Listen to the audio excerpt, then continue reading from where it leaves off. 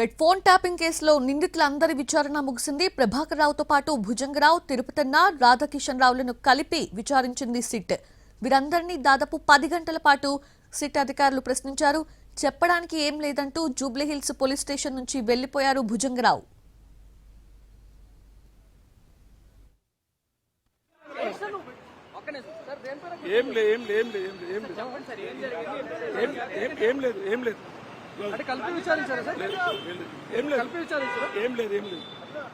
Red phone tapping కేసులో నిందితులందరి విచారణ కూడా ముగిసింది. దాదాపు 10 గంటల పాటు కూడా విచారించినట్లు తెలుస్తోంది. లేటెస్ట్ అప్డేట్స్ అందించేందుకు మా ప్రతినిధి రవి జాయిన్ అవుతున్నారు. రవి, విచారణకి సహకరించినట్లేనా అందరూ కూడా? నిందితులందరూ ఏం చెప్తున్నారు?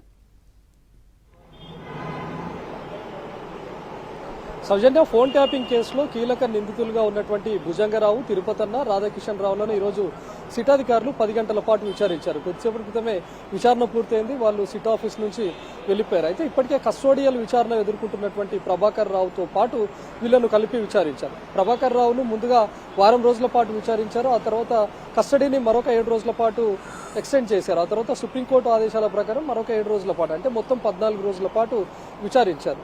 అయితే ఈ 14వ రోజు మాత్రం ప్రభాకర్ రావుతో పాటు ఈ ఫోన్ ట్యాపింగ్ కేసులో ఉన్నటువంటి భుజంగరావు, తిరుపతన్న, రాధాకిషన్ రావులను ప్రభాకర్ రావుతో పాటు కలిపి విచారించారు.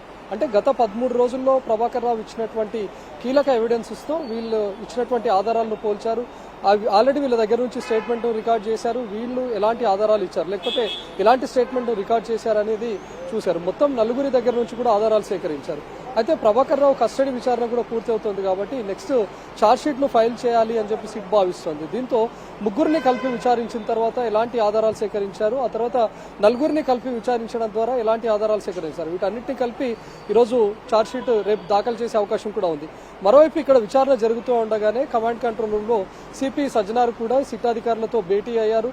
మాజీ సీఎస్ సోమేష్ కుమార్ తో పాటు మాజీ డీజీపీ మహేందర్ రెడ్డిని కూడా విచారించి వాళ్ళ దగ్గర నుంచి స్టేట్మెంట్ రికార్డ్ చేశారు. సో ఇక్కడ సిట్ జరుపుతున్నటువంటి విచారణకు తోడు సిట్ నేతృత్వాన్ని వహిస్తున్నటువంటి సిపి సజ్జనార్ కూడా అక్కడ ప్రత్యేకంగా విచారించారు. కాబట్టి కీలక మలుపు కూడా చోటు చేసుకోబోతోంది. ఇప్పటికే ప్రభాకర్ రావు విచారణ కూడా పూర్తవుతోంది కాబట్టి ఫోన్ ట్యాపింగ్ కేసులో కీలక మలుపు కూడా చోటు చేసుకునే అవకాశం అయితే ఉంది. ప్రభాకర్ రావు విచారణ ఈ రోజు అర్ధరాత్రితో ముగుస్తుంది కాబట్టి తనని ఈ రోజు అర్ధరాత్రి పంపిస్తారా లేకపోతే రేపు ఉదయం పంపిస్తారా అనేది వేచి చూడాలి. Soujanya. Right Ravi, thank you. Thanks for